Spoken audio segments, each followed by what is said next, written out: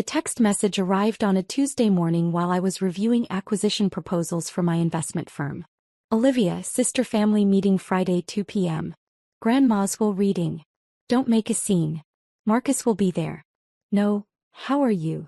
No, we should talk. Just commands as always.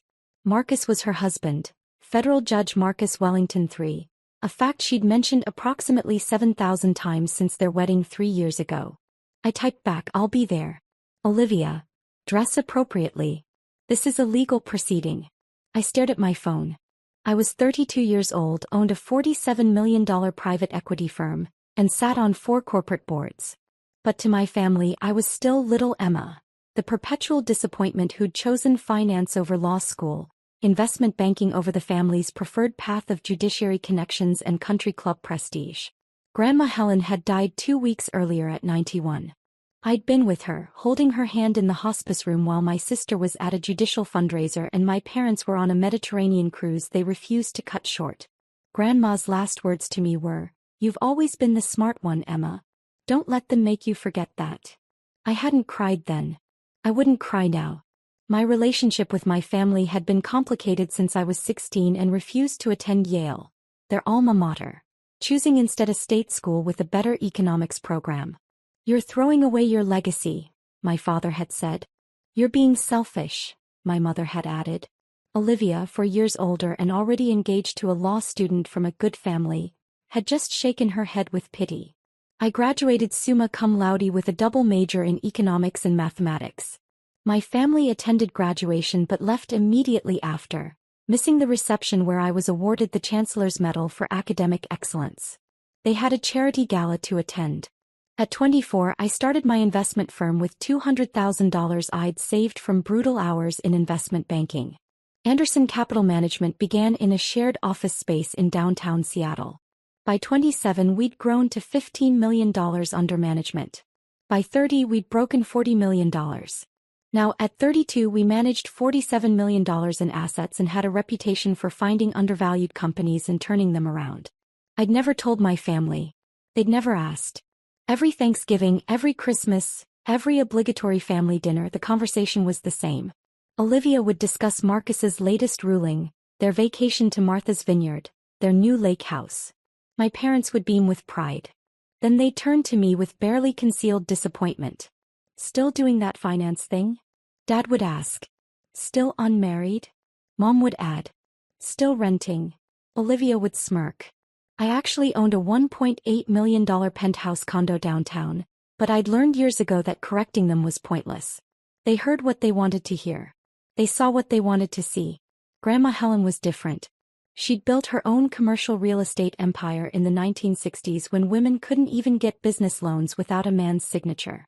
She'd created a portfolio worth over $80 million through sheer determination and brilliant strategy.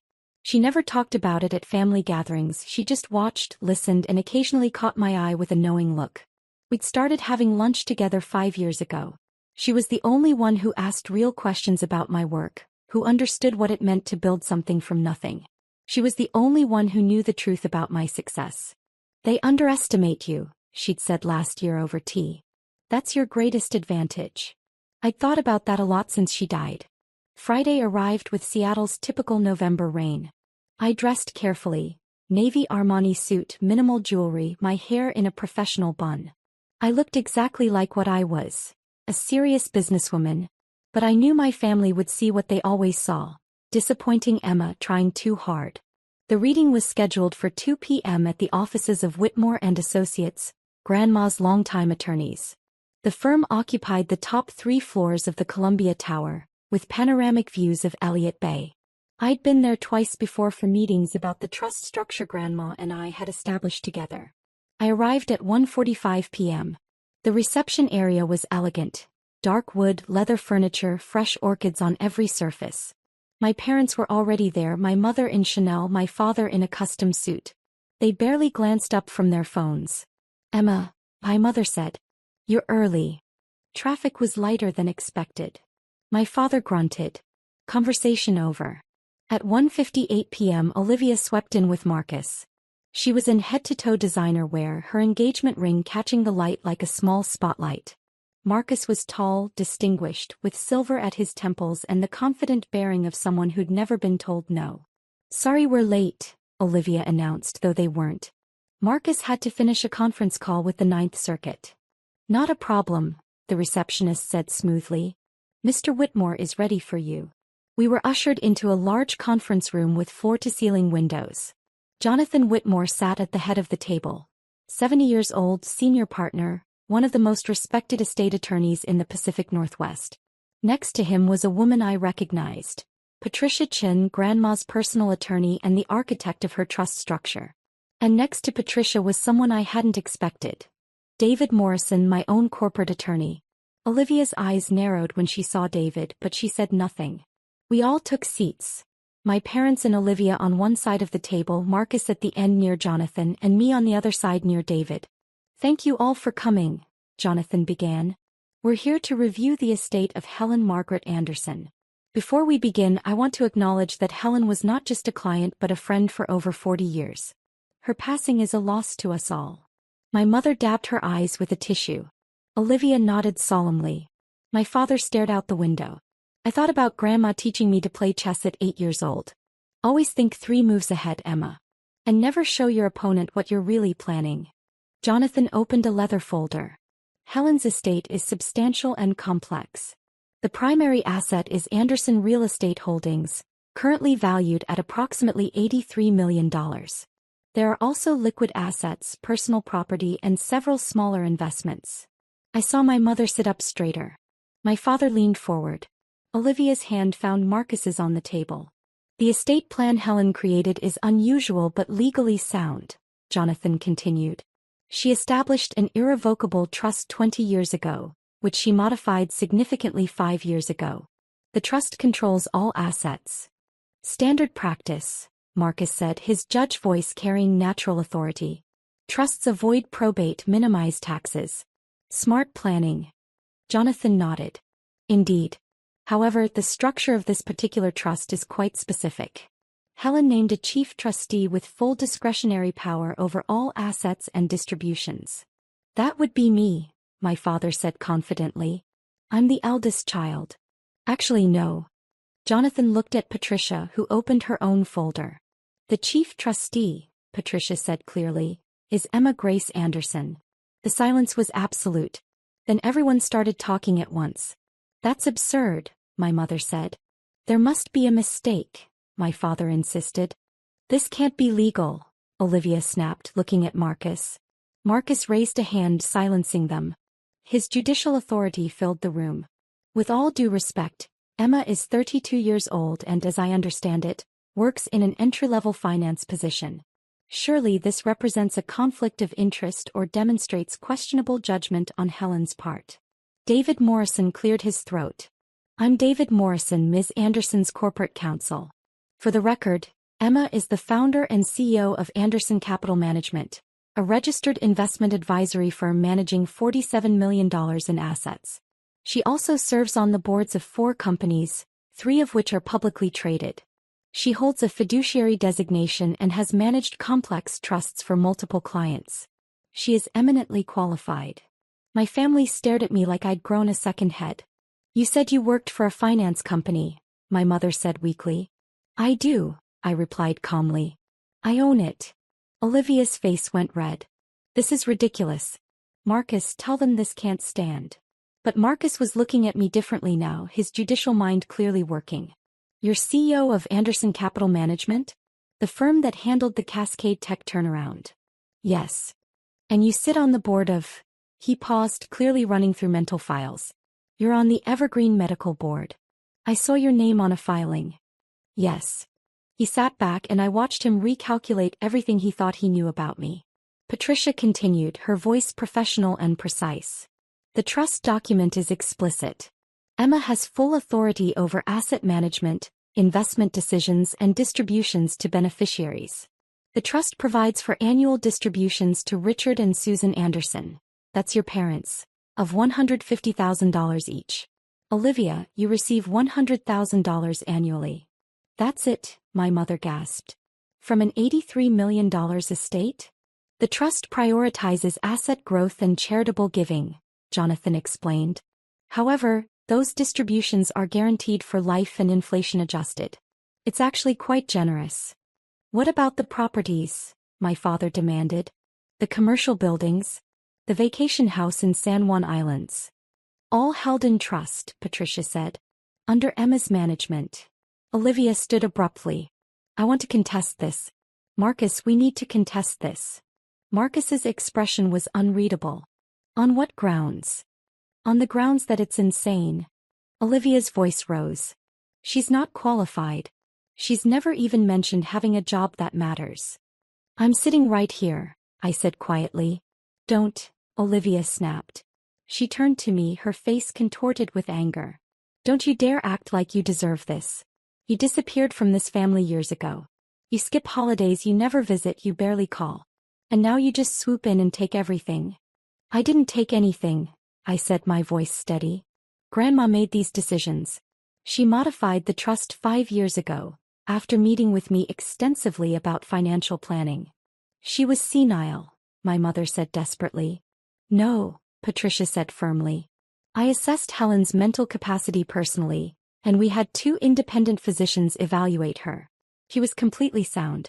She knew exactly what she was doing. Jonathan pulled out another document. Helen also left personal letters. Emma, this one is for you. He slid an envelope across the table. My name was written on it in Grandma's distinctive handwriting. My hands shook slightly as I opened it. Dearest Emma, if you're reading this, I'm gone and your family is probably having a collective breakdown. Good. They need it. You've spent your entire adult life being underestimated by people who should have celebrated you. I watched them dismiss your achievements, belittle your choices, and treat you like a disappointing afterthought. It broke my heart every single time. I'm making you chief trustee because you're the only one with the wisdom, integrity, and skill to handle this responsibility. But more importantly, I'm doing it because I want them to finally see you. Really see you. You built an empire from nothing while they spent their inheritance and married for prestige. You stayed humble while they bragged. You kept learning while they rested on their credentials. Don't let them bully you. Don't let them make you feel guilty. You earned this through character, not by being born first or by marrying well. Also, there's something they don't know. Something I never told them. Check the trust documents for Anderson Holdings LLC, page 47. I think you'll find it interesting. I love you, sweet girl. Make me proud, which of course you already have. Grandma. I read it twice, my eyes burning. I would not cry in front of them. I would not. What does it say? My father demanded. It's personal. Let me see it. Olivia reached for the letter. I moved it out of reach. No. Patricia was already handing me a thick folder. The complete trust documents. Everything you need is here. I flipped to page 47 of the Anderson Holdings section. What I saw made me stop breathing. Anderson Real Estate Holdings wasn't just a collection of properties. It was the parent company of 16 LLCs, each one owning different commercial properties throughout the Pacific Northwest. And 5 years ago, Grandma had quietly made changes. She transferred partial ownership of 12 of those LLCs to me. Not through the trust. Directly. We'd structured them as gifts under the annual exclusion limit, spread across 5 years. Which meant I personally owned 40% of Anderson Real Estate Holdings, completely outside the trust structure. The trust controlled 60%. I controlled 40%. Together, I effectively controlled everything. Page 47, I said slowly. Property ownership breakdown. David leaned over, saw what I was seeing, and I watched him fight to keep his expression neutral. Marcus, with his sharp legal mind, immediately understood something had changed.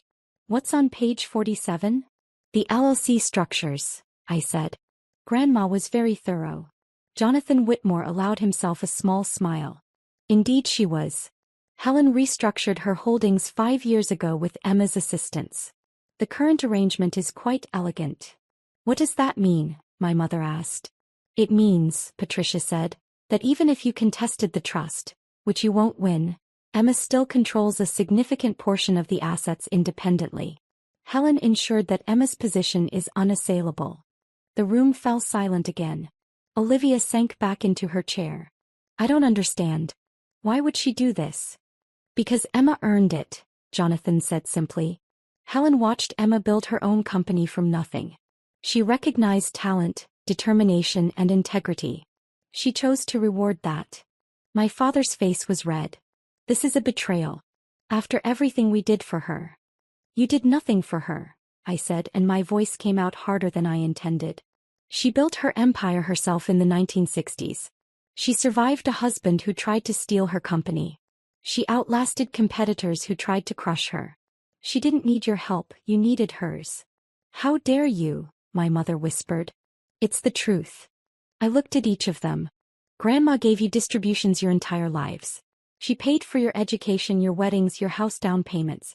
And you treated her like an obligation. When was the last time any of you visited her? Really visited, not just showing up for birthday checks. No one answered. I had lunch with her every Wednesday for 5 years, I continued. I was there when she was diagnosed with cancer. I was there through her chemotherapy. I was holding her hand when she died. Where were you? We were, my mother started. On a cruise, I finished. That you didn't cut short. Even when hospice called and said she had days left. My mother's face crumpled. My father looked away. Olivia stared at the table. Marcus cleared his throat. This is clearly an emotional situation. Perhaps we should reconvene. No, Olivia said. Her voice was different now, smaller, harder.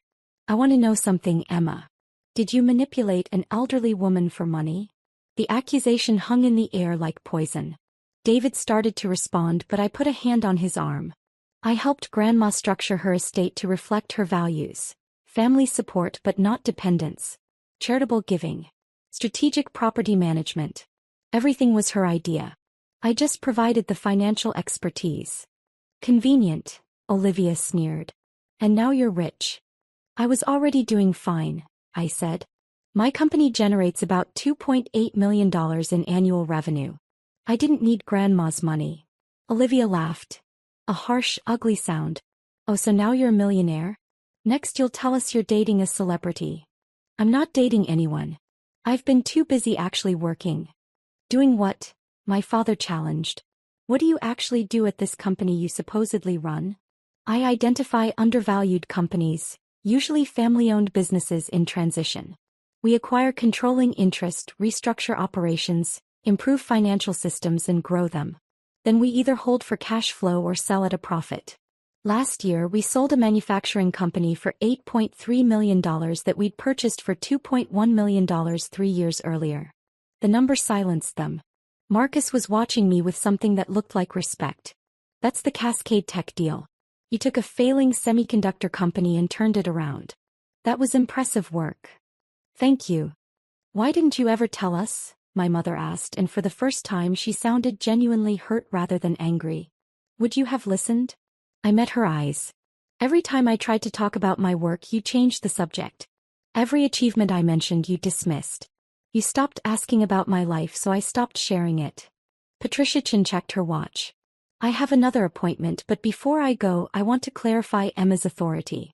As chief trustee, she controls all trust assets, makes all investment decisions and determines distribution amounts, within the parameters Helen established. She cannot be removed except for gross negligence or criminal activity, and even then, only by a unanimous vote of the 3 subordinate trustees, which are.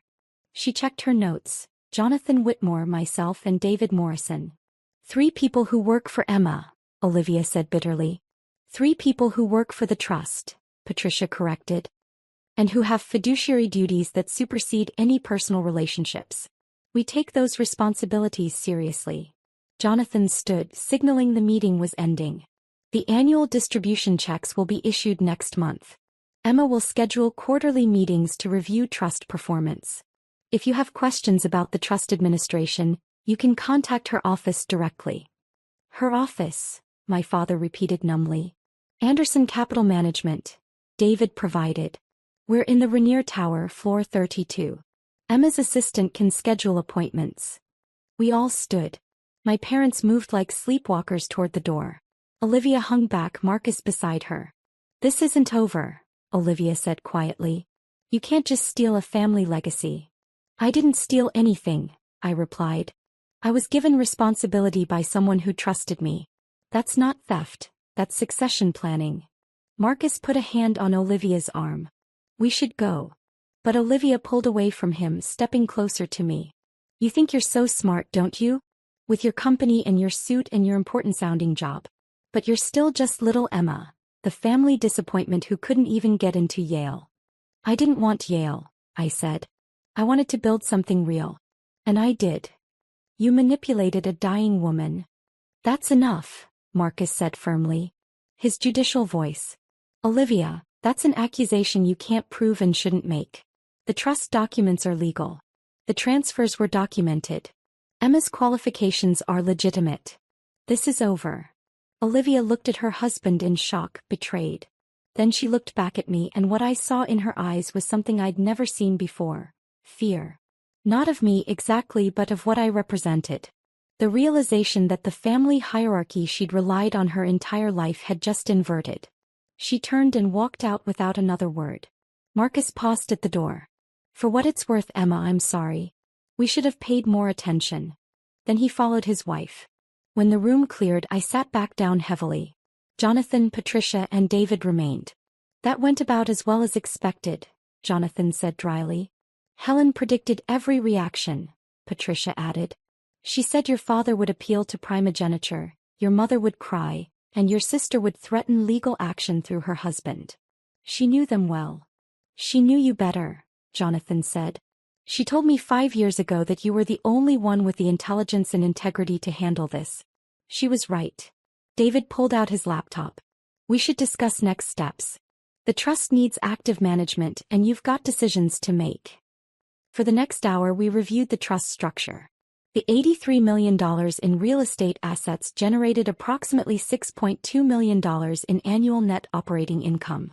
After the family distributions and operating costs, that left roughly $4.8 million annually for reinvestment and charitable giving. Grandma had specified that at least 15% of annual trust income go to charities supporting women in business, education access, and cancer research. That was $930,000 per year minimum. She's essentially turned you into a private foundation manager, Patricia observed. Plus a real estate portfolio manager. Plus your own company. You're going to be very busy. I can handle it. I know you can. That's why Helen chose you. Patricia closed her folder. One more thing. Helen left specific instructions about her personal property. There are some items she wanted you to have. They're at the house. The San Juan house? No. Her house. The original one. I looked up sharply. The Magnolia house. I thought she sold that years ago. Patricia shook her head. She never sold it. She let your family believe she did, but she kept it. It's held in one of the LLCs you now partially own. She's been living in the guest house for the past 2 years, actually. The main house has been empty, waiting. Waiting for what? Patricia smiled. She said you'd know when you saw it. The Magnolia house sat on a bluff overlooking Puget Sound, a sprawling 1920s craftsman with views that stretched to the Olympic Mountains. I'd spent summers there as a child before Grandma supposedly downsized to a condo. Patricia met me there Saturday morning with keys. The house was exactly as I remembered. Dark wood beams, built-in bookshelves, window seats overlooking the water. But it had been updated. New kitchen, renovated bathrooms, fresh paint. It was move-in ready. She prepared it for you, Patricia said. Spent the last year making sure it was perfect. In the study there was a desk with an envelope on it. Another letter. Emma.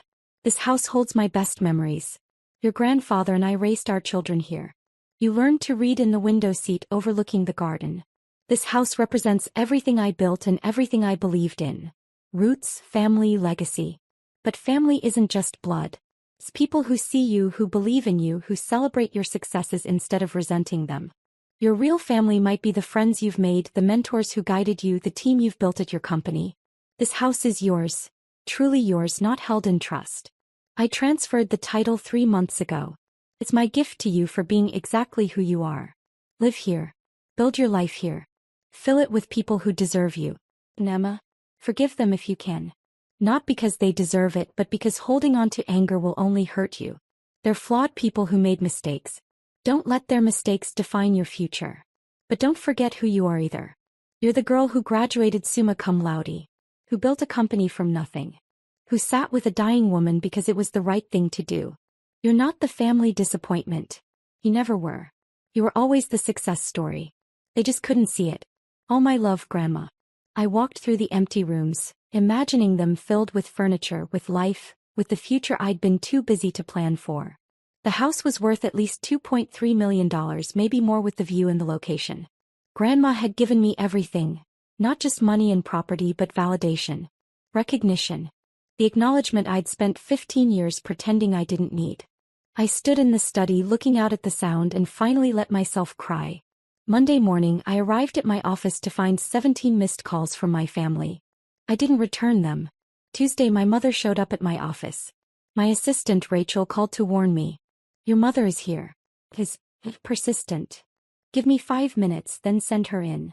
When my mother entered she looked smaller somehow. Older.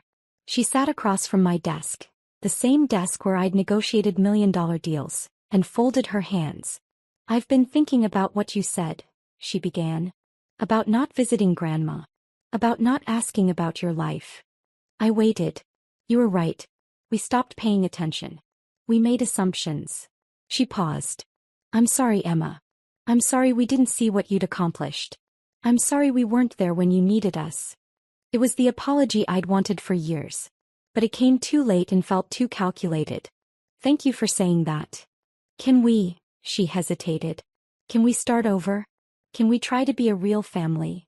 I don't know, I said honestly. I want to believe that's possible.